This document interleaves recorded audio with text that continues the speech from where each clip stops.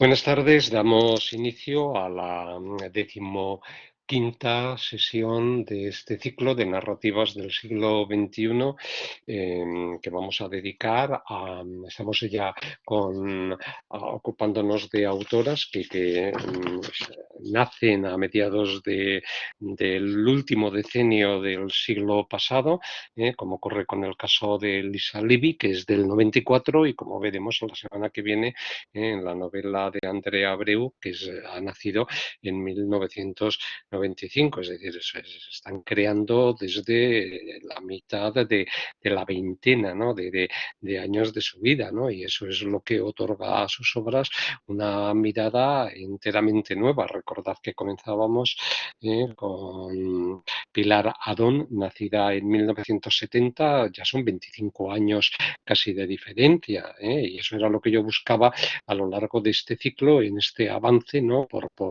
También por la cronología de los años, el ir viendo cómo van cambiando las novelas, cómo se van interesando por otros temas, cómo se ponen en juego, en fin, formas narrativas distintas. Eso es lo que pues, nos ha permitido, ¿no? el valorar obras que han sido muy diferentes, aunque yo no sé el azar como ha ido uniendo el hecho de que las cuatro últimas, también la novela de la que se ocupó Javier de María Sánchez de Tierra de Mujeres, tengan esta visión, ¿no? sobre esa temática neoruralista, como ya lo estuvimos valorando. Nos hemos estado bueno, pues recorriendo con Diego pues, el Pirineo, ¿no?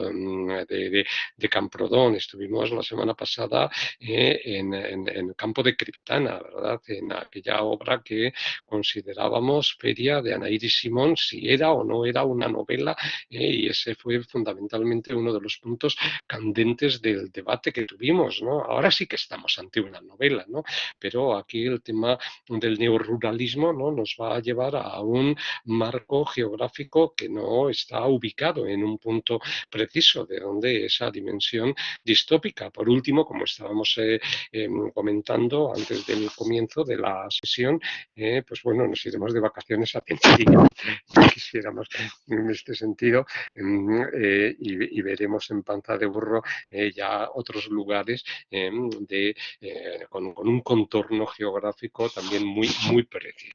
Bueno, este es un preámbulo nada más para intentar, ¿no? establecer algunos hilos de conexiones entre el conjunto de las 16 novelas de las que nos hemos ocupado en este segundo cuatrimestre. Pasamos ya al análisis de la obra, como siempre, unos pocos datos biográficos que permitan situar a una autora que es muy joven, ¿no? Nacida en Madrid en 1994, vamos, son datos que están en las redes y al mismo tiempo en las solapas de sus libros.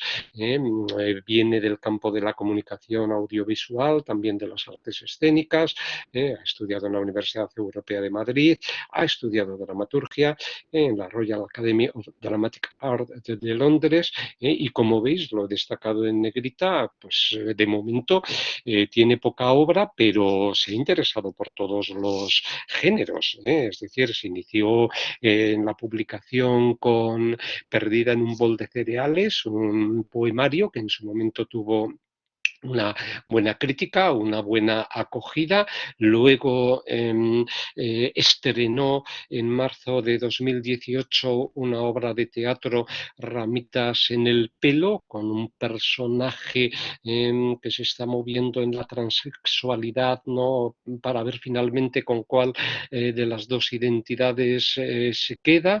En el publica su primera novela, muy interesante, ¿Por qué lloran las ciudades?, que también tiene una orientación temática, diríamos, pues extrema, ¿no? por la trama argumental, parte de un suicidio y del duelo de un personaje y el duelo que provoca en aquellas personas que estaban ligadas emotivamente a él.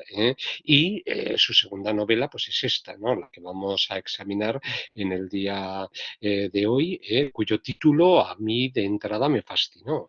Yo no sé de otras cosas. Indudablemente, los que hayáis leído la obra veis que se va repitiendo continuamente, ¿no? Que no hay capítulo en donde no se repita esa frase a través de distintas formulaciones, pero una afirmación de estas características implica, si yo no sé de otras cosas, es porque sé de estas cosas, ¿no? Y entonces ya ahí empiezan a abrirse líneas de intriga, ¿no? Que serán las que nos irán envolviendo.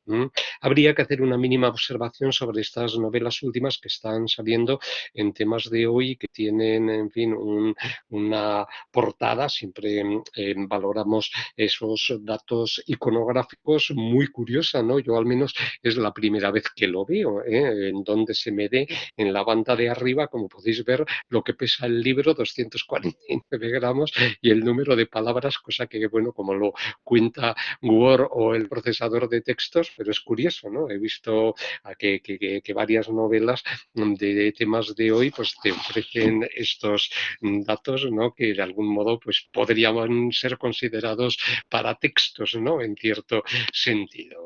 Venga, a raíz de la aparición de la novela se le hizo a la autora una entrevista en noviembre del año pasado, porque evidentemente toca dos líneas temáticas que se van integrando con gran habilidad dentro de la propia obra.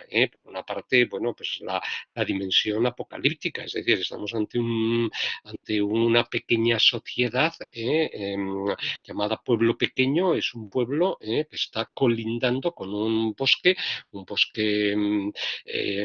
lleno de peligros, amenazante contra esta comunidad, es decir, son dos facetas enteramente opuestas en un marco temporal en el que todos están convencidos que va a llegar el fin del mundo. Como podéis ver en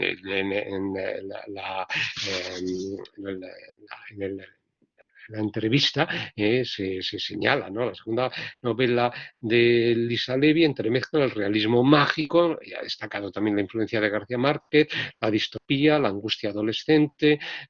Se trata de un producto radicalmente contracultural dentro del panorama literario español. Bueno, pues podemos suscribir esas ideas, ¿no? Y luego está, claro, la línea temática del neoruralismo, como lo indicábamos, y en fin, la novela evidentemente está encajando, ¿no? Con esas expectativas.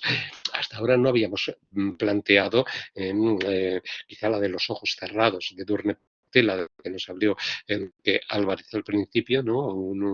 Una visión a veces pues tan negativa o tan dura, ¿no? Con respecto a muchos de las situaciones a las que los personajes se van a ver arrastrados, ¿no? Pues estamos ante un mundo que está plenamente convencido, ¿no? De que se va a acabar, ¿no? Y entonces tenemos a alguien que está actuando como portavoz, perdón, que es la narradora, y que de algún modo va a ir reconstruyendo, pues bueno, las facetas de este pueblo. En esa entrevista que se le hizo en El País, y bueno, pues aparecen, en fin, varias fotografías curiosas, en ese asocia, ella además determinó que le vino la idea de ese fin del mundo amenazador contra la sociedad de pueblo pequeño, precisamente con motivo del confinamiento, ¿no? Dice, lo gordo, se está hablando de la novela, lo escribí en el confinamiento. Necesitaba irme a otro lugar, a uno que me fuera ajeno y desconocido.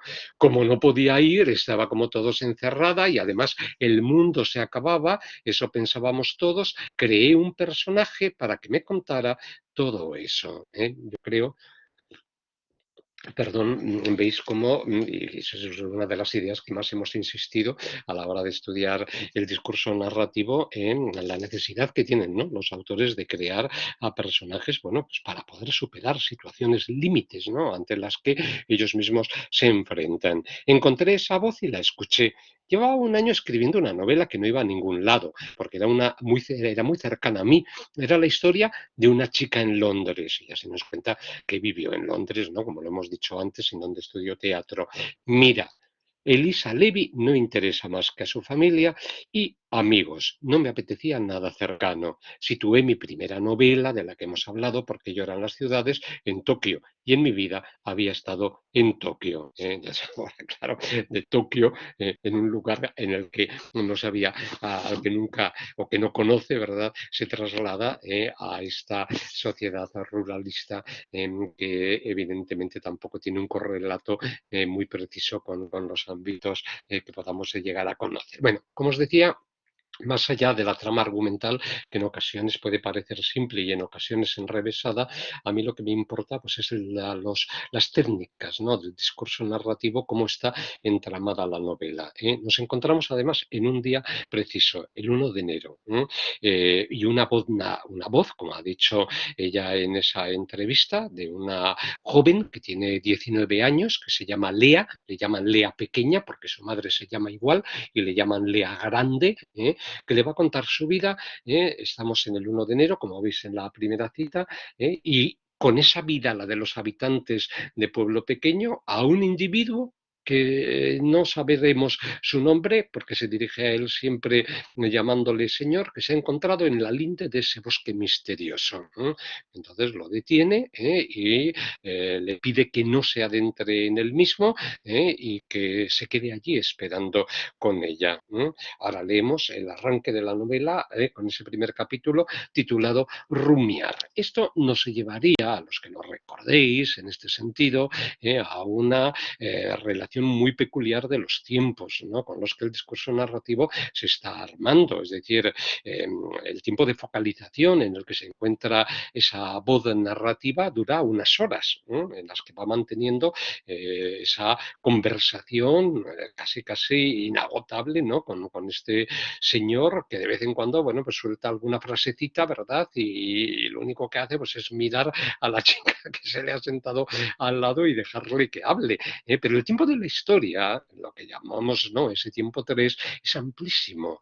Está, por una parte, ligado a los 12 últimos meses, a los 12 meses del último año, por mejor decirlo, es cuando creen que se va a acabar el mundo, y desde ese año que acaba de terminar a la vida anterior, según se va de algún modo, bueno, reconstruyendo en mayor o menor medida la existencia de los habitantes de pueblo pequeño. Sería un caso, en fin, en que, claro, la narradora tiene unos conocimientos muy amplios. Al principio parece que no, porque yo no sé, implica una deficiencia, pero luego ya vemos que evidentemente sí sabe, ¿no?, de lo que en ese mundo le pueda llegar a interesar. La novela empieza así. Le digo que yo no sé de otras cosas, ¿no? Y de ahí ya sale el título, aunque como os he indicado, pues es continua, ¿no?, la repetición de esta fórmula. Pero sé que por ese camino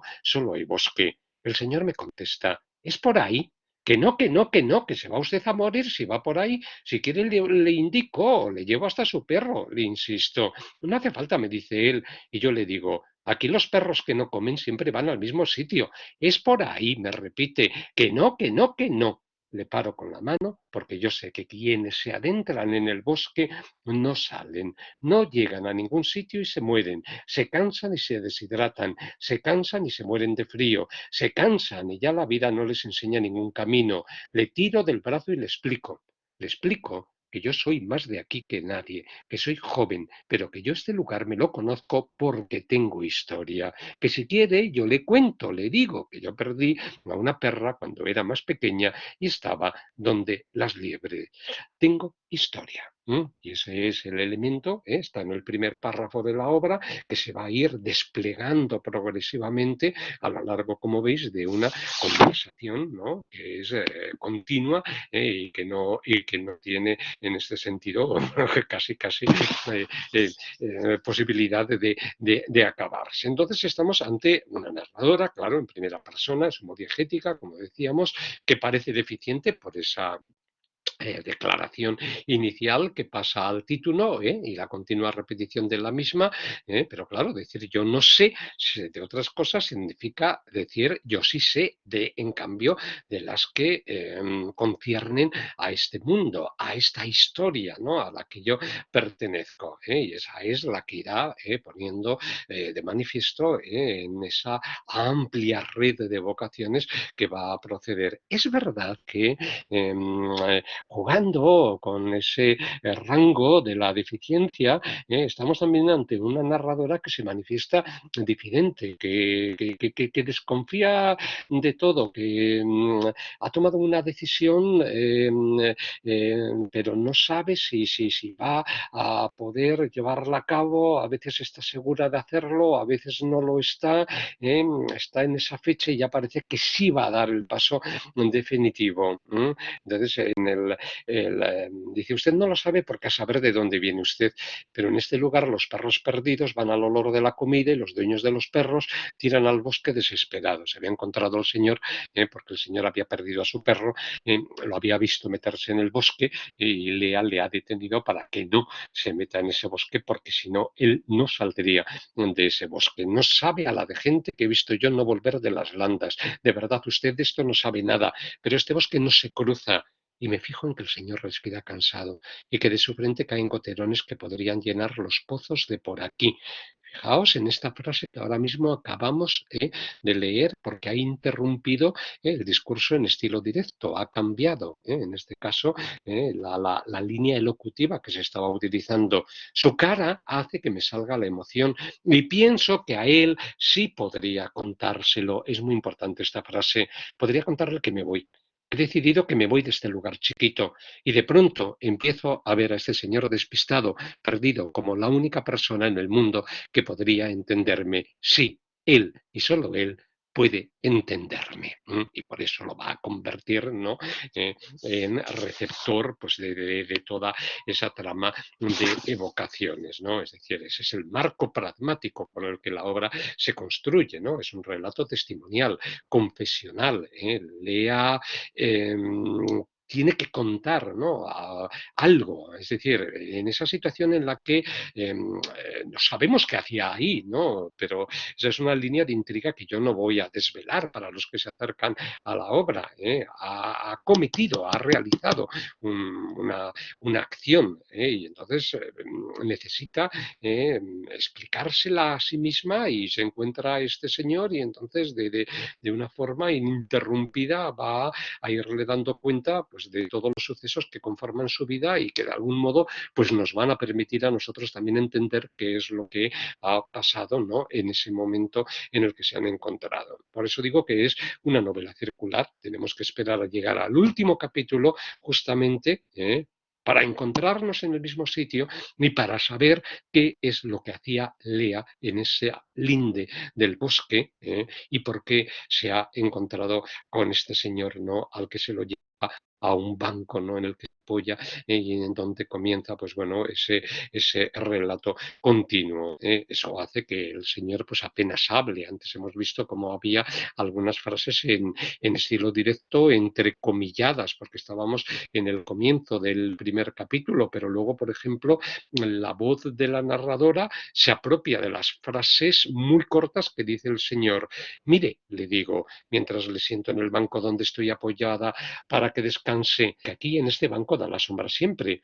Y este señor, como siga transpirando así, se me muere sin haber encontrado a su perro. Mire, le digo, mi perra se perdió un domingo de verano y mi hermana, que tiene la cabeza hueca, porque cuando fue a nacer el aire no le entraba, lloró de una manera diferente. Nora solo llora por los dolores del cuerpo. Si la pellizcas, llora. Si su estómago ruge, llora. Pero de amor, de soledad, de pena, de eso mi hermana no llora. Y aquel domingo de verano lloró porque la perra no volvía y mi padre dijo, la perra está donde las libres muertas y Nora lloró menos. ¿Sabe? Entonces, esta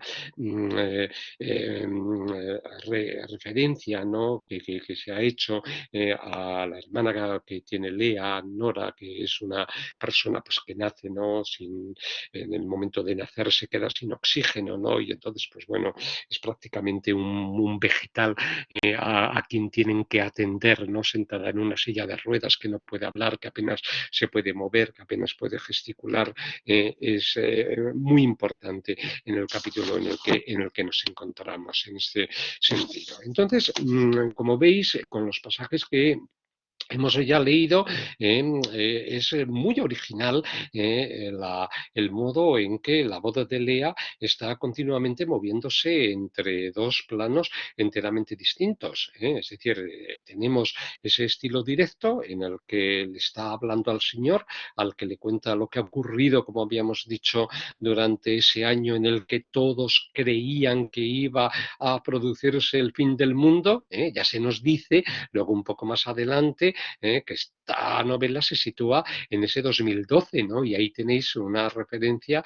al famoso calendario maya, al que también cuando llegaba ese año, pues todos mirábamos así de refilón para decir a ver si va a acertar o no va a acertar, ¿no?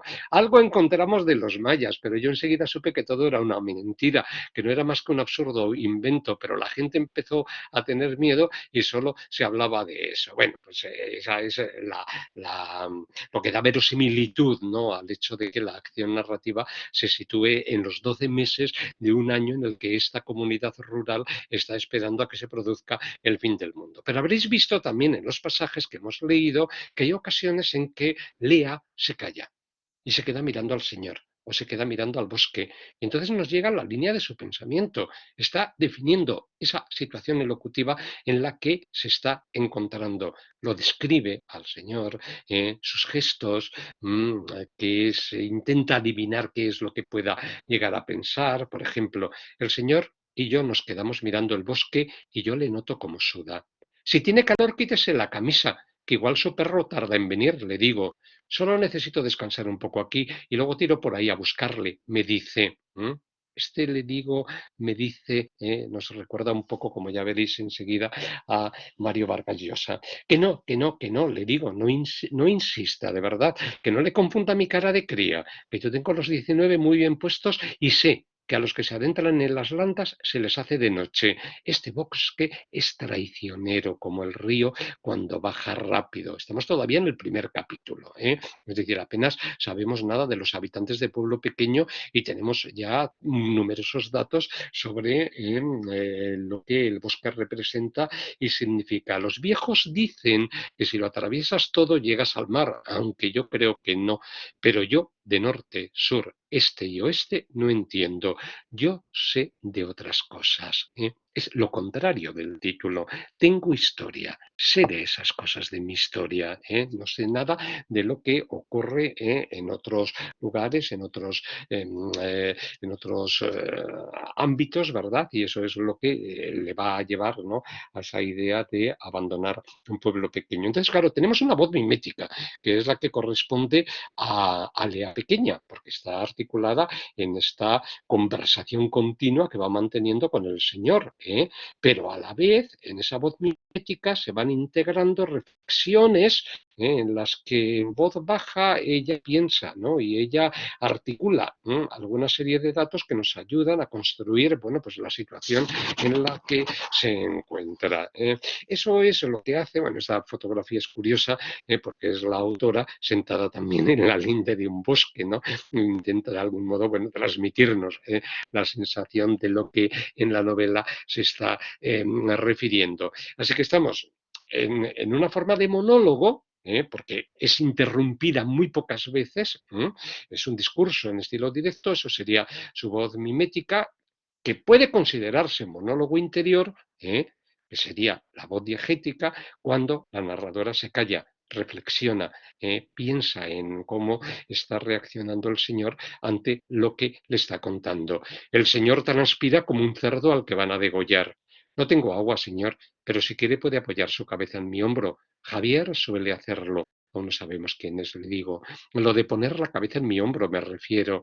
A veces yo le toco la cara cuando lo hace, pero yo a usted no le voy a tocar la cara. En el pueblo dicen que hablo mucho. Y cuando fumo la hierba de Marco, me da por hablar más. Es importante ese dato, ¿no? Porque uno diría, pero bueno, ¿cómo puede articularse una novela solo con una voz, ¿no? En una conversación inagotable, incansable, que va expandiéndose de esa forma realmente prodigiosa, ¿no? Es decir, es una narradora que posee esa, no solamente esa locuacidad, ¿no? Sino que al mismo tiempo tiene un amigo que le pasa hierba y ella fuma esos cigarrillos y eso le da también, ¿no? Ese dinamismo, ¿no? A la hora de hablar.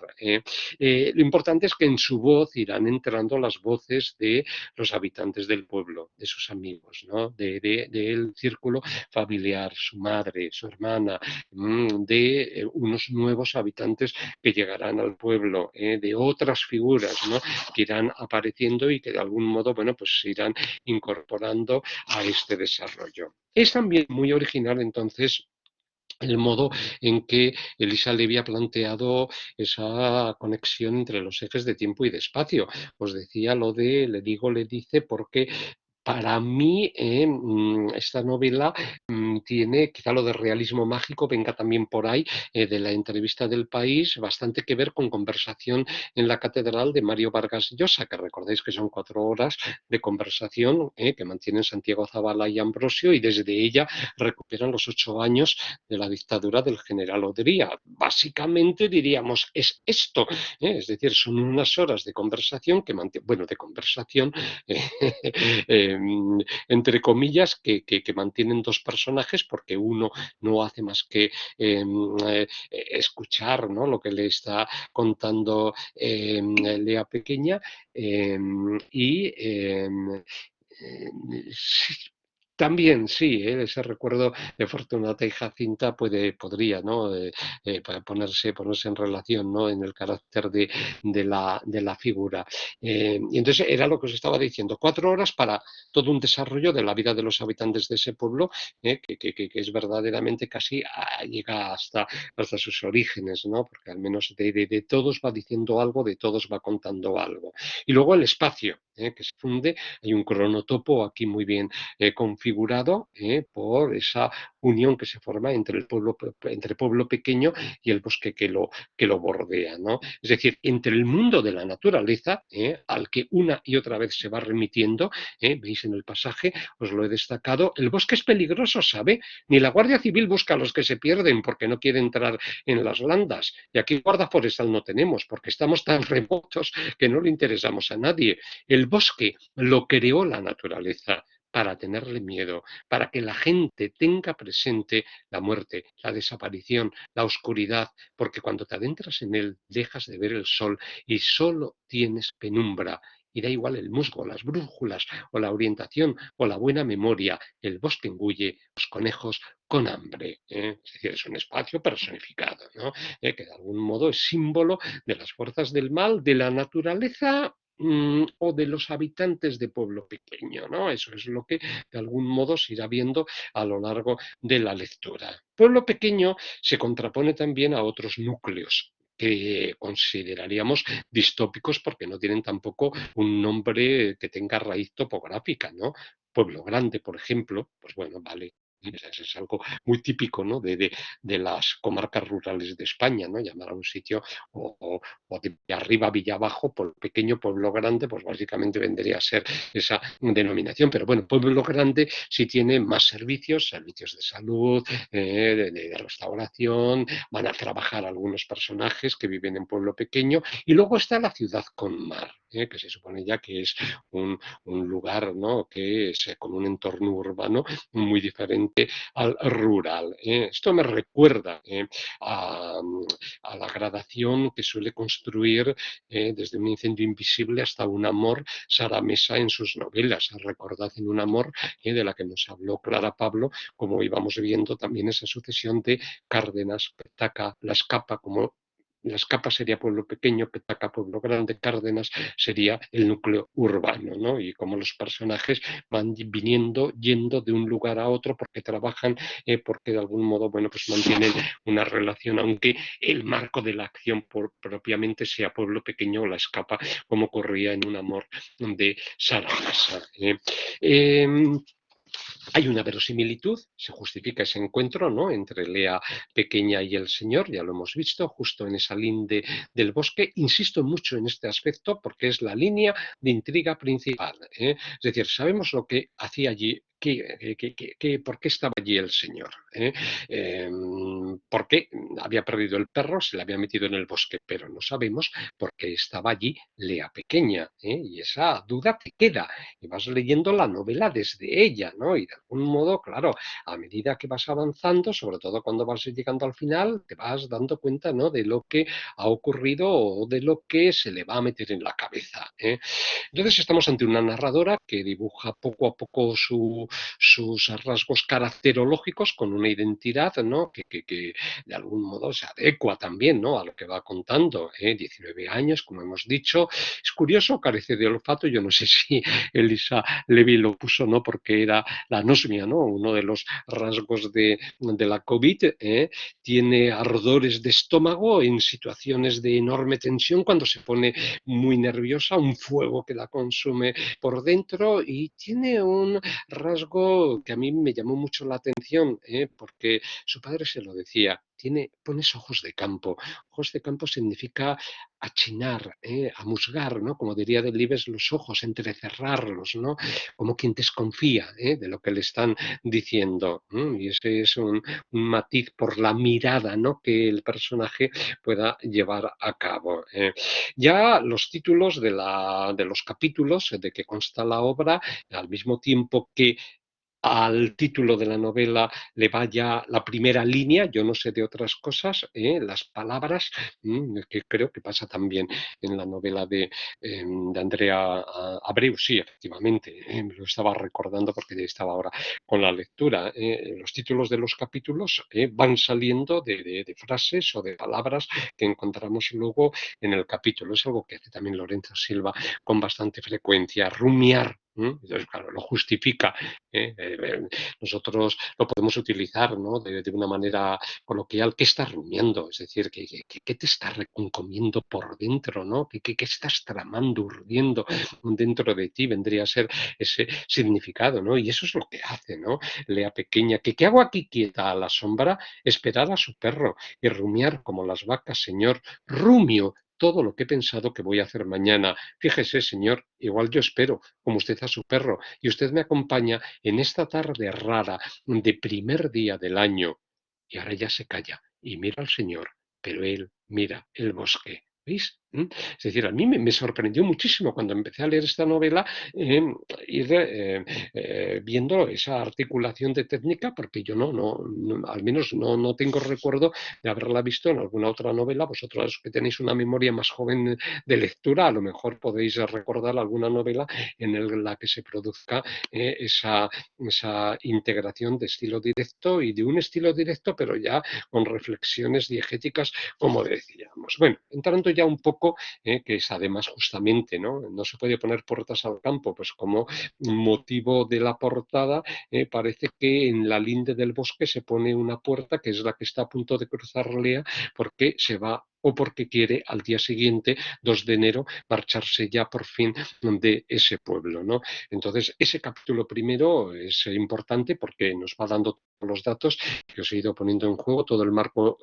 elocutivo que justifica esa extraña conversación, la decisión que ha tomado Lea pequeña, bien que para que esa decisión pueda realizarla, ha tenido que hacer algo, insisto que no lo voy a revelar, que es la intriga principal, que es lo que le va a permitir salir de ese pueblo y cumplir su deseo. Y ella dice, pero muy dentro de mí nunca he querido tener la misma suerte que mi madre. Yo quiero ver el mundo, ¿sabe? Y encontrar un trabajo en la ciudad y ganar dinero y gastarlo en lo que lo gasta todo el mundo. Eso es lo que la lleva, ¿no?, lo que la mueve a marcharse. También hay aquí una suerte de referencia a otro gran tema que es el de la España vacía, ¿no?, o vaciada, porque curiosamente, y yo creo que Elisa Levy lo añade con ironía, le cuenta Lea pequeña al señor que habían hecho una entrevista para un programa de la televisión. El chico del vídeo me dijo que el reportaje se llamaba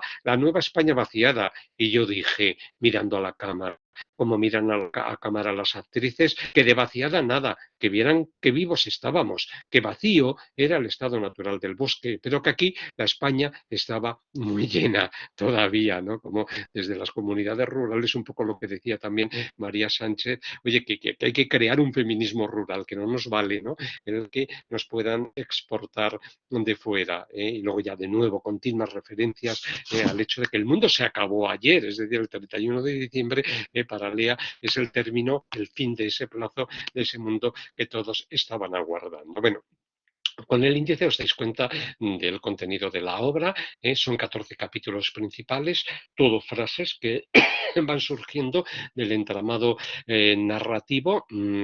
Eh, Son además frases que de algún modo están reflejando situaciones de gran tensión en la mayor parte de las ocasiones.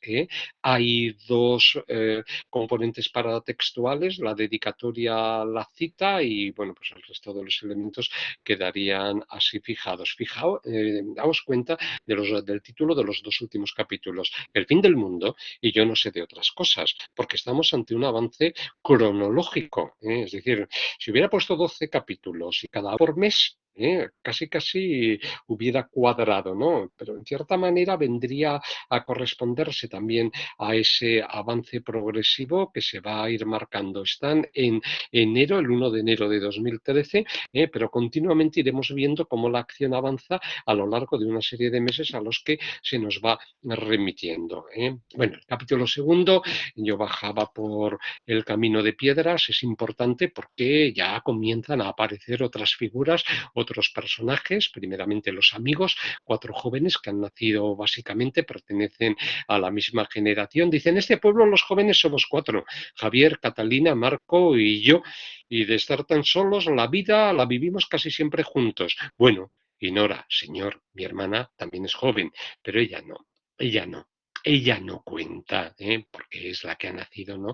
En esa situación de enfermedad, ¿no? Casi terminal. Es muy importante en este primer capítulo, en este segundo capítulo, el modo en que va asociando a cada uno de estos amigos que tienen su edad, básicamente, a distintos árboles por el valor simbólico, con que se van ya definiendo rasgos caracterológicos. Marco es como un quejigo de tronco ancho y grueso, de raíces invasivas y violentas, descontroladas. Así es Marco, señor. Javier, en cambio, es más un madroño, un árbol estrecho que casi se confunde con un arbusto, pero con un fruto rojizo como sus mejillas cuando le da el sol en la cara o cuando el calor le dora los hombros. Catalina es más una acacia mimosa, coja, una acacia mimosa coja, que le falta una rama o que tiene una raíz torcida y le hace tener un equilibrio diferente.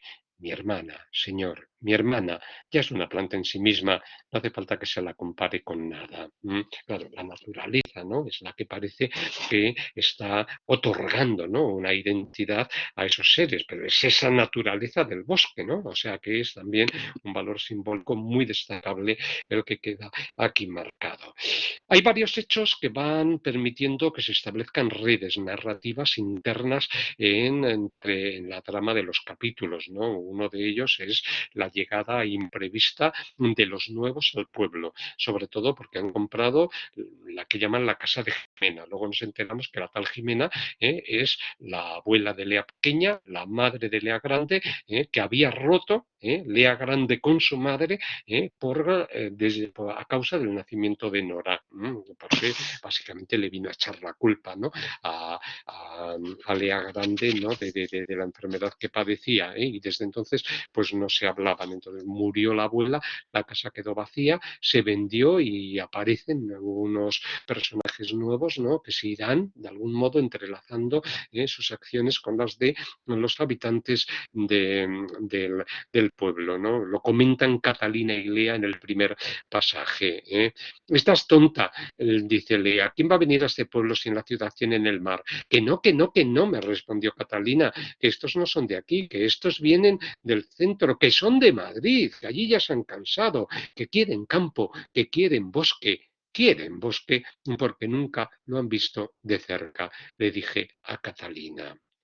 Es también muy importante que a medida que vayamos avanzando en la lectura de la obra, en algunos pasajes se nos estén haciendo referencias a las reacciones que va adoptando el Señor ante lo que lea le escucha. Estos son pautas o expectativas de recepción que lógicamente nosotros tenemos que adoptar, porque el Señor, claro, a veces le cuenta cada cosa a Lea que le deja, pues en fin, un poco descolocado, ¿no? Por decirlo de una manera coloquial, pero aquí, por ejemplo, cuando Lea le dice, pero usted ahora es mi cómplice, es usted el cómplice de mi huida, lo convierte, ¿no? En alguien, ¿no? A quien le va a entregar un secreto, ese secreto de lo que ha hecho, ¿no? Para poderse ir del pueblo. De este fin del mundo, una no se va, una huye y debe escucharme. Ya no le queda otra, porque se lo he pedido por favor y usted ha aceptado. Y el Señor sonríe y me mira con ternura. A veces la gente me mira como me acaba de mirar usted, le digo. La gente del pueblo grande, la gente que no es de aquí, me mira como me acaba de mirar usted. Y el Señor se ruboriza y mira el bosque. Entonces, claro, cada vez que hay una frase de estas, nosotros nos guiamos por ella, ¿no? Para ver las reacciones que va teniendo el Señor ante los hechos que se van produciendo. Así que la trama argumental no tiene un orden y un concierto definidos, ¿no? Es un mosaico, que está compuesto por historias menores. Por una parte, habría una trama de relaciones sentimentales entre los jóvenes, porque Lea está enamorada de Javier, le gusta, pero él como es tímido, pues no le hace mucho caso, y con Marco le ocurre al contrario. Lea sabe perfectamente que le gusta a Marco, ¿no? Pero bueno, es tan bruto, es tan tosco, ¿no? Es de algún modo tan primitivo, ¿no? En todo lo que hace, claro, no encajan, ¿no? Y Lea tiene que pararlo como quien para a un toro. Y además se describe, ¿no? Le pone la frente delante de su frente para que se calme, ¿no? Y no haga alguna barbaridad, ¿no? La amistad con Catalina, en cambio, pues es también muy singular, porque es la única figura femenina, ¿no? Que pertenece a su edad, a su quinta, es su única amiga y se apoya en ella, ¿no? Aunque luego ocurran hechos que parezca que está a punto de separarla. Entonces es difícil seguir las tramas, porque como ella va hablando y va saltando y va recuperando según le van viniendo a la cabeza, pues ideas, sensaciones o cuestiones, claro, uno las tiene que ir uniendo también a lo largo de esos hilos que a lo largo de esos 12 meses se van marcando, ¿no? Por eso acierta Elisa Levy con la llegada de los nuevos, porque eso le va a permitir tener un hilo conductor de muchas de estas referencias menores. Evidentemente son forasteros, no los quieren en el pueblo. Además ya llegaron hacía años otros nuevos a quienes se llaman los Dolores, que se habían quedado además con las tierras del padre de Lea pequeña, porque necesitaba dinero para comprar una silla con la que mover a la hija que estaba imposibilitada. Y entonces, claro, la idea de los habitantes que vienen de fuera es precisamente la de los explotadores, quienes van a exprimir, ¿no? A los habitantes de este lugar. Así que lo primero que se les ocurre a Marco y a Lea pequeña es ir a la casa de Jimena, a donde van a llegar los nuevos y ponerles, hacerles una pintada en la pared. Malqueridos. Una palabra, ¿no? Que de algún modo ya define la situación, ¿no? De poco, ¿no? De la poca hospitalidad con que se les va a prestar. Entonces, en la obra, cada vez que aparece un personaje nuevo, arrastra su propia historia. El capítulo tercero, que es la llegada de los nuevos, también nos da cuenta, ¿no? De los numerosos cuidados que tienen que tener con Nora, las atenciones que requiere, y también la historia de Catalina, ¿no? Que es verdaderamente épica. La madre muere cuando ha ido esta diapositiva, la madre muere, ¿no? Cuando le da a luz, y como consecuencia de eso el padre le echa la culpa a la niña, no quiere saber nada de ella, y la niña crece totalmente casi abandonada, ¿no? Llorando continuamente. Bueno, voy abreviando. El capítulo cuarto es también la historia particular de Javier. También el padre, ¿no? Se había marchado, y eso provoca que que él viva solo, que él viva en una situación de abandono, ¿no? Casi todos estos personajes viven su fin del mundo particular en ese sentido. Lo que ocurre es que en el caso de Javier, pues van apareciendo animales en la casa en la que vive él solo, que se dedica a tallar la madera y hacer, es como es el carpintero, ¿no? Le han encargado además que prepare ataúdes para todos los habitantes del pueblo, ya que va a llegar el fin del mundo, ¿no? Hay episodios humorísticos de ese cariz y de repente el padre parece que regresa, pero en forma de cabra. Aparece una cabra en casa de Javier y él dice, este es mi padre, yo no quiero saber nada de mi padre, y se la lleva a Lea pequeña, que se queda con la cabra y la tiene guardada en la casa, ¿no? Eso lleva a que se cuente la historia del padre de Lea pequeña, la causa por la que muere, la pena infinita que ella siente, ¿no? Y también una idea que hemos visto en alguna otra obra, en la de Ana Iris Simón, la posibilidad, ¿no?, de que en la naturaleza queden vagando, ¿no?, las almas de los muertos, los espíritus de los muertos, y que puedan volver ya a través de los animales o ya a través, ¿no?, de algunas apariciones, ¿no?, que puedan llegar a permitir recuperarlos en algún momento. Todo eso vuelve de nuevo a llevarnos a la idea del fin del mundo. Este capítulo quinto, titulado Borregos, nos pone ya en marcha su intención de marcharse del pueblo, ¿no? Quiere irse, le cuenta al señor que lo tiene ya todo preparado, que se va a ir en el coche de su padre, va a ir a Pueblo Grande, allí es donde trabaja Javier y Marco, que es con el que tiene una relación más estrecha, porque son los que viven al margen del pueblo por una serie de incidentes que han ocurrido. Le había buscado hasta una casa en la ciudad con mar en la que poder dormir, pues para empezar a vivir, ¿no? Dice, él es el único que lo sabe, él es quien me ayuda con esto, porque yo a Marco siempre le he gustado, señor. Cuando llegue a la ciudad con mar, preguntaré por la dirección a la que debo ir allí. Y de nuevo, una referencia muy importante a la maldición que pesa sobre los habitantes del pueblo, con una historia intercalada que no es menor, ¿no? Porque claro, son tantas las que van apareciendo que uno acaba eh, perdiéndose también, ¿no?, en esa especie de bosque, entre comillas, que conforman los habitantes de pueblo pequeño, ¿no? Se nos habla de la historia de Ana y de Julio, que un buen día decidieron irse de pueblo pequeño, pero no les fueron bien las cosas y se volvieron al pueblo, pero los demás les empezaron a mirar de arriba abajo, a hacerles el vacío, a no hacerles ningún caso, y ellos cada vez más angustiados sin saber qué es lo que pasaba con ellos, ¿no? Hasta que empezaron a decirles, si no hay bosque, ya no tenemos bosque. Y entonces ellos se adentraron en el bosque, empujados de esa manera por los habitantes de pueblo pequeño, y ya no volvieron más, ¿no?, porque fueron engullidos por el bosque. A partir de ese momento, Borregos es el grito que pega un niño contra los habitantes del pueblo por haber actuado con esa maldad. El bosque es símbolo de la maldad del pueblo, ¿no? Es una situación que de algún modo pues refleja, ¿no?, el hecho de que es una naturaleza que está contaminada, ¿no?, también por aquellos que viven a su lado. Tenemos aquí pues un capítulo, el sexto, Yo cuando te miro veo, donde, bueno, era sobre todo para que vierais cómo se van entrelazando las reacciones que el Señor va sintiendo, siempre es casi lo mismo, ¿no? Y el Señor se ruboriza y deja de mirarme para mirar el bosque, ¿no? ¿Usted no cree que el amor no es querer, sino que son circunstancias que encajan, y eso ya le va a permitir pues deslizar algunas referencias tanto a una historia de Catalina, que se enamora de Miguel? Miguel es el marido, ¿no?, de los nuevos que han venido, es un matrimonio muy mal avenido, ella se dedica a pintar, él quiere montar una quesería, y Catalina, bueno, pues se enamora de señores de una cierta edad, quizá por el odio, ¿no?, que el padre le había profesado a lo largo de toda su vida, y bueno, pues es una historia también bastante patética, ¿no?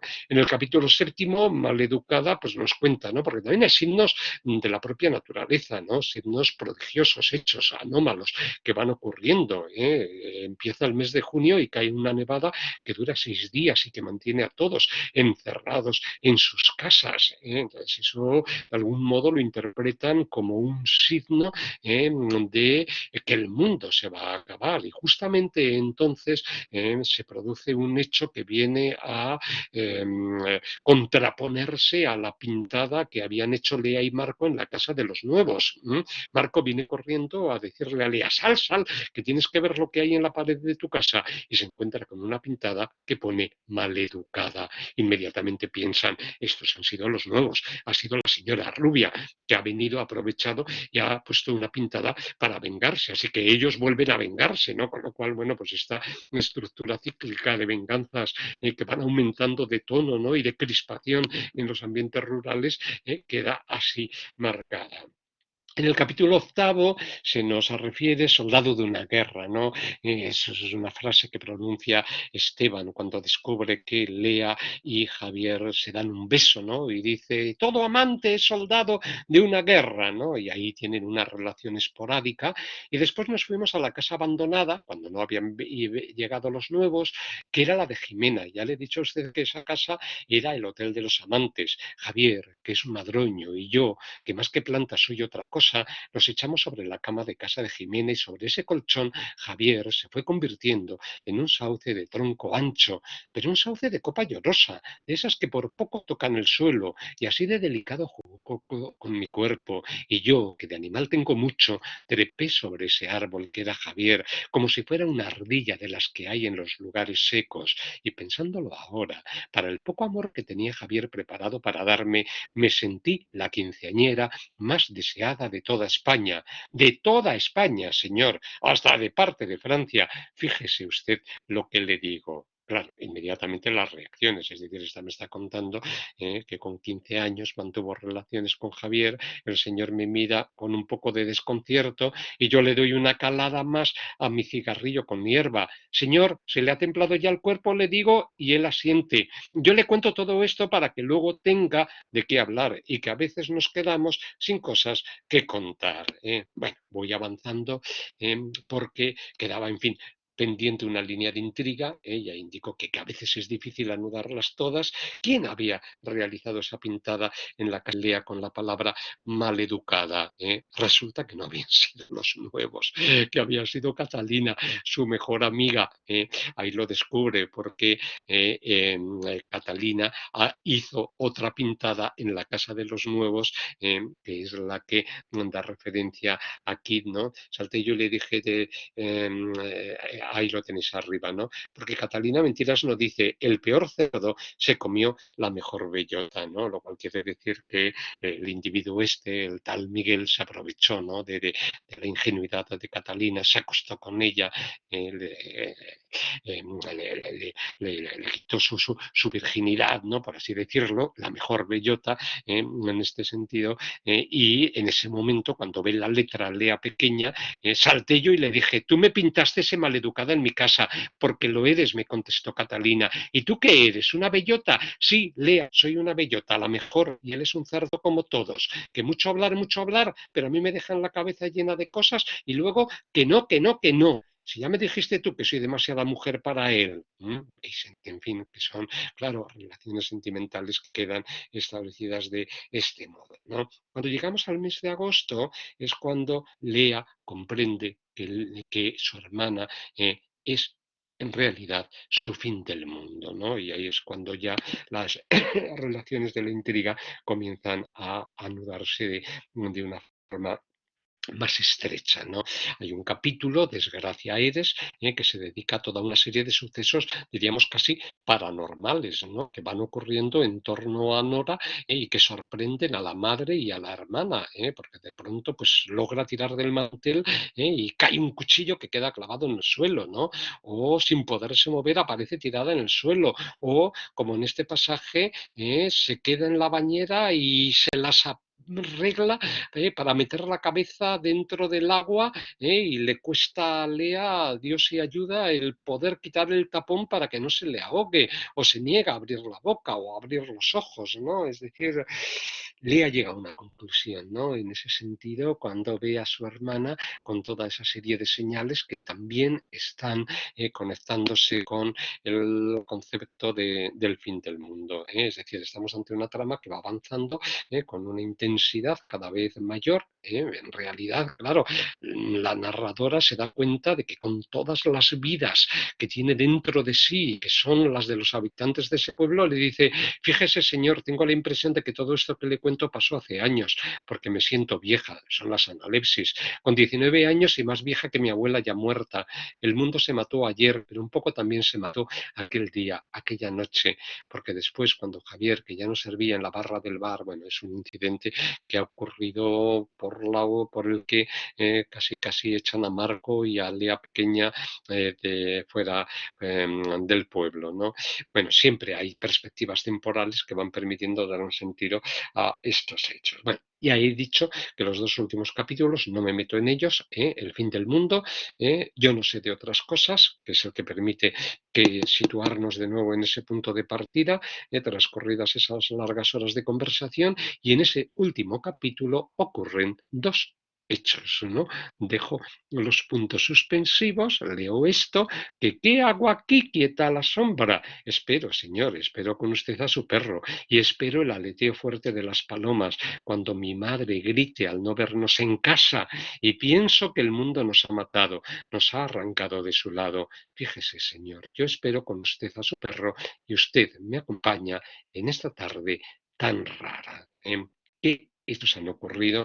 Sobre todo, ¿qué es lo que ha hecho Lea? Quien la haya leído, pues que no lo comente para que quienes que se acerquen a la novela, bueno, pues puedan ir armando, ¿no? Todas estas piezas con las que la obra se nos presenta. Bueno, tres conclusiones muy rápidas, ¿no? Que estamos en las 6. Entorno rural, sí, pero es un entorno rural amenazado por los habitantes del pueblo y a su vez amenazante. Eso es lo que vincula con acierto Elisa Levy a ese fin del mundo, pero ese fin del mundo funciona como imagen. Este asunto del confinamiento, como ella dijo en esa entrevista del País, pero lo es también por el bosque, y el bosque es símbolo, ya os he contado un poco en líneas generales la historia de estos habitantes a los que echan, de la maldad de los habitantes del pueblo. También es cifra de los miedos que tienen, ¿no? Sobre todo una figura que se llama Esteban. Bueno, no se puede poner en juego todas las referencias. Destaco la técnica narrativa, que es lo que de algún modo considero más original de la obra, ¿no? Ese monólogo de una conversación en donde se van entremezclando comentarios sobre los efectos que va provocando Lea en el señor al que le va dirigiendo toda esa serie, ¿no? de vocaciones, de revelaciones, de confidencias. Usted es mi cómplice, ¿no? Recordad esa frase porque es muy importante. Y luego, claro, las fórmulas coloquiales que continuamente se van empleando, porque es una joven que tiene 19 años, que tampoco ha estudiado mucho, y además todos los personajes pues utilizan más o menos los mismos mecanismos, ¿no? Destaca sobre todo las repeticiones ternarias, como habréis visto en los pasajes, ¿no? Que sí, que sí, que sí, que no, que no, que no. Es decir, se repite por 3 veces, ¿no? La utilización de esas fórmulas a veces es un poco cansado, ¿no? Es un mecanismo muy repetitivo, pero como es la voz de Lea pequeña y a través de su voz nos llegan las voces de los otros personajes, uno acaba acostumbrándose, ¿no? Como un modismo propio, ¿no? Quizá de ese pueblo, de esa comunidad rural, de pueblo pequeño, que está también encerrada en estas frases repetitivas, ¿no? Que forman un círculo y que de algún modo les impiden ir más lejos de lo que ellos son, salvo que cometan un hecho como le ha ocurrido a Lea y pueda de esa manera, aunque no lo sabremos nunca, pueda de esa manera escapar de pueblo pequeño y de lo que representa. Bueno, con esto doy ya cierre. Gracias por vuestra paciencia. Es mi aportación a nuestro ciclo, esta obra de Elisa Levy, y ya pues espero, en fin, vuestros comentarios si queréis hacer alguno o si consideráis, queréis preguntarme algo, que a lo mejor, porque he ido ya un poco deprisa, sorpresa al ir viendo la hora que a lo mejor no haya quedado bien explicado. Tienen ahora me convierto en moderador de mí mismo, y me voy a hacer como Lea Pequeña, ¿no? Voy a decir mis reacciones ante lo que me podáis decir en este sentido. Venga, ¿alguien quiere comentar algo? Sabemos que Enrique sí ha leído la novela y que por tanto pues, nos hará inmediatamente una valoración y María también que quiere tomar parte, ¿no? María, bienvenida. ¿Qué nos dices de esta novela? ¿Te ha gustado? Hola, no la he acabado todavía, me faltan 3 capítulos. Entonces yo Ah, justo bien. no He sabía hecho bien en guardarme lo más importante. Me alegro. Venga. pero lo que más me había llamado la atención era quizás el tono que empleaba, porque es una chica de 19 años, que supongo yo Sí, por la época en la que está ambientada, que es exactamente la misma edad que tenía la autora en sí. esa misma época, es del 94.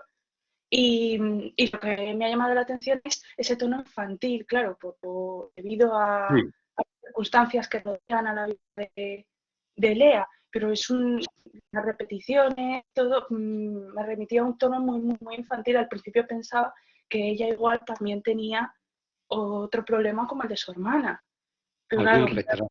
claro, Ya. algún retraso. Me he dado cuenta de que es un poco también parte de lo que se critica Mm, mm, en la obra, porque yo creo que no, pues que sí que se habla de la España vaciada, se habla de los pueblos perdidos, pero es una llamada crítica, no vengáis aquí, mm, además el pueblo tampoco es amable, porque precisamente las dos personas que intentaron irse del pueblo, a la vuelta se encontraron con un entorno muy hostil. Entonces sí. tampoco representa, yo lo comparaba un poco con un amor, o Mm, con el si quieres puedes quedarte aquí, y me parecía, claro, que era un ambiente muchísimo más hostil el que se presenta.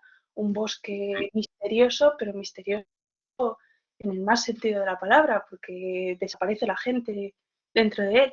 Y me llamó mucho la atención también que a pesar de la simbología negativa del bosque, todas las comparaciones que hace siempre Lea Pequeña, las descripciones que hace de todos los personajes, siempre tienen que ver con árboles, con la mm, forma que se relacionan las plantas. Eso sí que me llamaba ya. mucho la atención porque no tengo muy claro si es una manera de describir de una muy, ¿cómo se dice?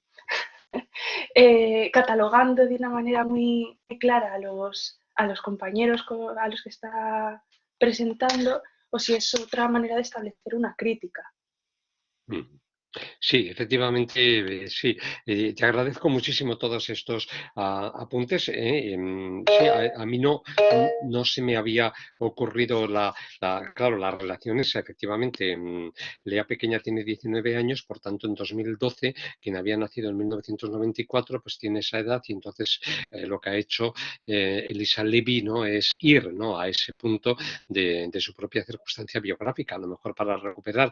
A mí me dio también la sensación esa, ¿no? De un infantilismo que por eso mismo pues me cansaba, ¿no? Y me parecía un poco reiterativo, como os decía, ¿no? En esa serie de repeticiones o en esos modos expresivos, esas locuciones tan simples que en ocasiones empleaba, pero como las utilizan todos los personajes, porque hay ocasiones en que ella utiliza las palabras de los personajes y entonces todos están acostumbrados a repetir 3 veces lo mismo y a utilizar ese tipo de frase, pues al final acabé pensando, digo, bueno, es que se quiere de algún modo dar cuenta también de esa simplicidad de ideas, ¿no? En la que viven encerrados estos personajes que no pueden, ¿no? Escapar de sí mismos, ¿no? Y la propia manera de hablar así lo refleja, porque a fin de cuentas el lenguaje es el mundo, ¿no? En el que estamos instalados, ¿no? Y es un lenguaje muy simple, ¿no? Muy básico en ese sentido.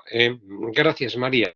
¿Quieren intervenir ahora? Tengo a Enrique como primer interviniente. Venga, Enrique, buenas tardes. Hola, buenas tardes. Bueno, yo sí, yo la he leído, me ha gustado Mm, muchísimo, mm, sobre todo, bueno, por lo que comentas aquí en las conclusiones, por la técnica narrativa que a mí desde el principio me atrapó, ¿no? Te invita a seguir leyendo y la verdad es que es una novela muy cuidada pues, en casi todos los aspectos desde los que la miremos, ¿no?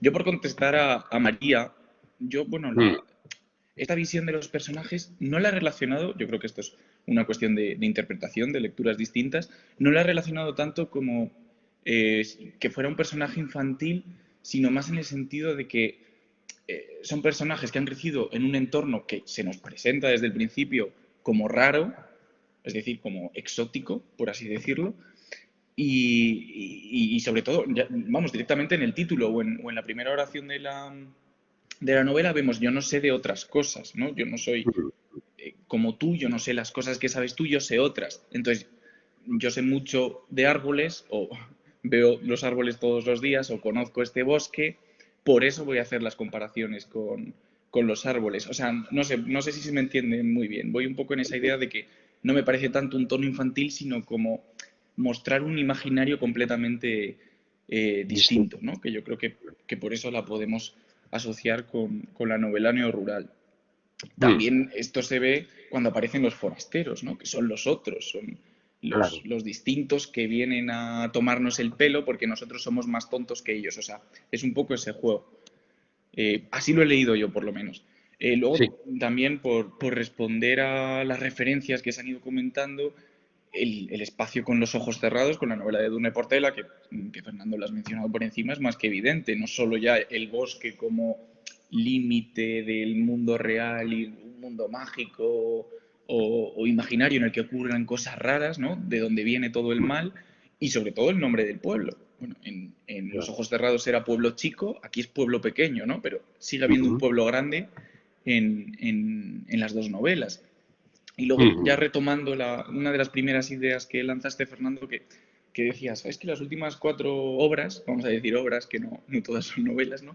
Em, pasan por lo neorrural, ¿no? O tocan lo neorrural. Y claro, qué coincidencia que sean justo las 4 últimas que leemos que corresponden a las autoras más jóvenes que estamos leyendo. Entonces aquí, Ah, pues quizás habría que pararse a analizar por qué estas generaciones más jóvenes se están preocupando tanto por lo rural o, vale, no vamos a decir que todas sean neorurales, pero sí que todas ocurren en un espacio rural o tratan el tema de lo rural. Entonces yo creo que a mí esta novela me ha parecido muy sugerente por todo lo que he dicho y otras muchas cosas y sí, la verdad claro. es que me alegro mucho de que estuviera incluida. Yo creo que esta, junto con Panza de Burro, va a ser el mejor El colofón colofón. posible de todo este ciclo. Muchísimas gracias, Enrique, por el análisis que has realizado, porque desde luego queda construido. A ver un momento, porque se me va el comentario de Álvaro Lee que nos hacía en el chat. Ahí pues aquí lo tengo. Dice Semencio y comenta en algún momento cómo da una calada. Sí, puede ser que el discurso esté hecho en un momento en el que sí, eso es, con ello se justifica la locuacidad, ¿no? Que a veces se apodera de ella y claro, tenía la autora que darnos una clave para decir por qué no para de hablar esta chica, no, porque está fumando esos cigarrillos de hierba que le da Marcos. Se repite en alguna ocasión para que sea una idea, bueno, pues que le dé verosimilitud a la obra. Pues vuelvo al comentario de Enrique que me ha gustado muchísimo y creo que las referencias, por eso te lancé el cabo, ¿no? De Edurne Portela para que lo recogieras porque era evidente, ¿no? Pero me interesa sobre todo lo último que has dicho, por qué hemos al final llegado a este bloque de novelas de temática neorrural, porque las dos últimas autoras han nacido en el 94 y 95, tienen ahora, pues eso, no han cumplido todavía 30 años, ni muchísimo menos. Entonces, es que yo me atrevería a lanzar la pregunta que ha planteado Enrique a parte de los asistentes de estas sesiones que más o menos vienen a tener la edad de Elisa Levy y de Andrea Abreu, ¿no? Porque os estáis moviendo en ese mismo dominio generacional. Y entonces, desde vuestros esquemas mentales, que indudablemente son muy distintos de los que podamos tener ya quienes tenemos, en fin, más edad de la que nos gustaría tener, ¿qué significa esto, no? Claro, los que tenemos más edad también podríamos decir, esto ha pasado también en otras ocasiones, pero no quizá con esa cuidada, ¿no?, búsqueda de otros mundos como se está haciendo ahora. Sería tema, ¿no?, para un trabajo de investigación, indudablemente, el poner en juego toda esta serie de novelas, ver los puntos que tienen en común y si se corresponden o no a un fenómeno que estamos viviendo en la propia realidad y que aparece lógicamente en los periódicos, ¿no? Como la gente pues quiere irse de las ciudades, volver al campo, a los pueblos, etcétera, y se va nutriendo un poco de esto, de este hecho. Pero estoy muy de acuerdo también contigo, Enrique, en que la voz te atrapa, ¿no? Y cómo la propia autora se sintió atrapada por esa voz de Lea Pequeña y dejó la novela que estaba escribiendo sobre, que sería una autoficción, fijaos, porque dice, estaba hablando de una chica que estaba en Londres, cuando ella estaba en Londres estudiando dramaturgia. Entonces, sería seguramente alguna obra de autoficción y se lanzó a la deriva con una obra enteramente distinta. José Luis, tenemos tu intervención Hola, pendiente. ¿Qué hola, hay, buenas José tardes. Luis? Buenas tardes. Fernando, bueno, ante todo, pues, como siempre, es una gozada escucharte, aparte de los recuerdos que nos traen. A mí, vamos, esta novela me dio tiempo a acabar de leerla ayer. Yo sí que la encuadraría dentro del realismo mágico neorrural, Mm, que tiene tantas connotaciones como el suicidio del padre, la situación de la hermana, la humanización del bosque, la situación surrealista de que le cuente la historia a un desconocido que está esperando el perro. mm. Personajes como Esteban que no hay forma de que muera. Los muertos que vuelven como animales. Sí, sí, sí. Que haya el pueblo grande y el pueblo chico, el bosque que se humaniza. No sé, a mí me ha recordado mucho a las novelas hispanoamericanas Sí. y, y, hombre, desde luego que tiene una personalidad propia la obra, pero que me ha recordado mucho al realismo mágico. Con lo que comentaba María, yo no, para mí el bosque no es siempre negativo. Yo al leer la novela me ha parecido como que el bosque lo que hace realmente es proteger al pueblo y a sus habitantes, de los Mm, visitantes que no son deseados, de los que se han ido y vuelven y ya no son queridos. Lo veo un poco desde un punto de vista no tan negativo, sino que crea una atmósfera, un ambiente a la novela, pues muy relacionada con ese realismo mágico, ¿no?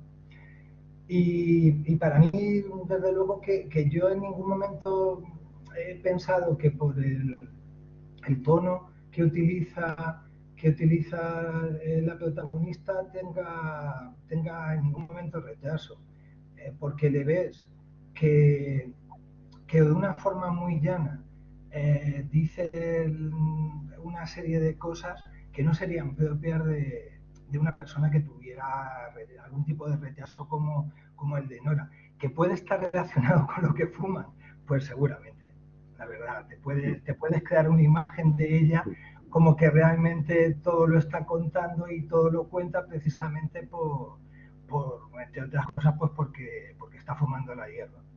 El final no comento nada, me parece no. devastador y creo que de verdad que a mí me ha resultado un poco claustrofóbica, sobre todo cuando he empezado a leerla, porque es que Mm, pasa tal cantidad de cosas eh, negativas y con una sensación de que todo lo que pasa en el pueblo es malo y que no hay prácticamente nada positivo, que te pones un poco en la piel de la narradora y resulta un poco claustrofóbica, aunque luego mm. pues tiene pinceladas bueno, que hacen que al final pues resulte una obra pues muy interesante y que enriquece mucho su lectura.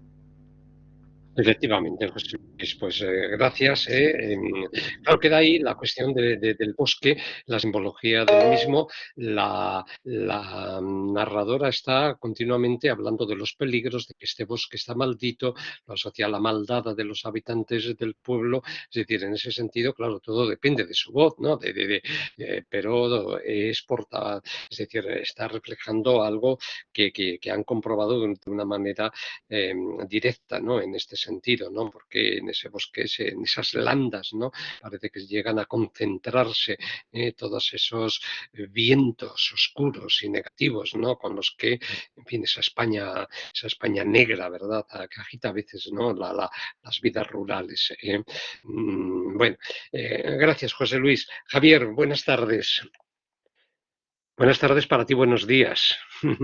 Sí, se me oye bien, ¿verdad? Sí, sí, muy bien, muy Es que bien. he cambiado al móvil. Bueno, ha sido un placer volver a escucharte, ¿no? Como en las Sí, clases gracias. de hace una década. Eh, bueno, me sumo también a los comentarios de los compañeros, ¿no? De Quique y José Luis, ¿verdad? Por un Sí, lado, el estar atento a esta preocupación creciente de lo rural o lo neorrural. A mí me parece muy interesante cómo, bueno, la velocidad de las modas literarias lleva a que a veces, o esa es la sensación que yo tengo con esta tendencia de la literatura, de la novelística, surgen antes las novelas paródicas, como las que vimos, ¿no? De Santiago Lorenzo, Los Asquerosos, sí, sí, o sí. Un Gistro de la España vacía, surgen antes las buenas novelas paródicas que las grandes novelas del género. Es una cosa paradójica de nuestro tiempo. Ya, No es el Quijote que en principio, después de 2 siglos, ¿no? De novelas de caballerías. sí. ¿Se te ha ido la voz, Javier? Hay algo ha eh, pasado por ahí. Ahora ha vuelto. sí, no sé en dónde me quedé. ¿Qué fue lo último que escuché? Estamos hablando del Quijote, de Sí, los pues libros de... eso, la diferencia de que antes el proceso de un género literario, el nacimiento y su muerte en forma de parodia podía ser 2 siglos y ahora simultáneamente se dan los géneros serios y los paródicos. O bien algunos de estos que, como el caso de la novela que has trabajado, o me acuerdo una de Alberto Olmos, que ahora no sé cómo se titula, tiene de ambos tonos. Sí, Y luego lo que comentaba José Luis, que es muy importante pensar también en las novelas que se hacen en Hispanoamérica, porque a veces nos sí, puede evocar, ¿no? No sé en qué momentos, en otra de las ponencias, ya no me acuerdo de qué compañero se habló de Juan Rulfo y resulta que Juan Rulfo también, el hecho de ver su población, su antiguo pueblo vacío, es lo que le lleva a escribir, ¿no? ya. Bueno, por ese lado. Y luego, yo no he podido leer la novela, pero simplemente por un detalle, el bosque me ha recordado la presencia del bosque me ha recordado a Las efímeras de Piedad Adón, que Mm, también tiene un valor mm, primigenio, mm, mágico, y a la película de Shyamalan, que en España se mm, tradujo por El Bosque, creo, ¿no? Pero ya. aquí, o sea, pero era de Vilas, ¿no? Me parece, Sí, sí, creo que por sí. poner ahí un poco de la línea comparada, ¿no? Pero sobre todo lo Mm, de Pilar Adón, ¿no? Que sí, podría sí, sí. haber ahí un análisis. Incluso Eterno Amor veíamos que la naturaleza que envolvía aquella especie de fundación donde tenían recogidos a aquellos chicos, esa especie de monjas o de beaterio, veíamos también cómo la naturaleza iba, ¿no? Envolviendo, ¿no? La casa en la que se encontraban los habitantes, ¿no? Iba creciendo por las paredes, ¿no? Iba Claro, de claro. algún modo de ella. Y es un poco también esa sensación la que se intenta transmitir en esta obra. Bien, sí, gracias Javier, efectivamente, por A ti, a las ti. relaciones. Porque por supuesto lo del realismo mágico estaba ahí en la entrevista del País, está reconocido por Elisa Levy como una huella evidente y hay que tenerlo, ¿no? En mente, sea Vargas Llosa, como he dicho, García Márquez o Juan Rulfo, como tú ahora mismo acabas de apuntar. ¿eh? Gracias, Javier. Bien, ¿algún comentario más queréis establecer sobre la obra?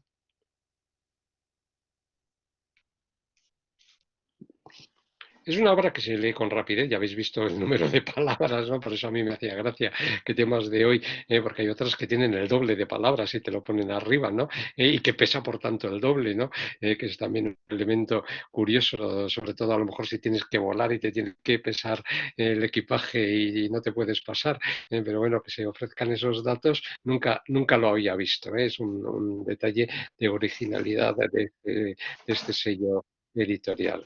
Muy bien. Bueno, pues si os parece, pues damos por cerrada esta sesión. No está ahora Julia. Gracias a ti, Mar. Ya tengo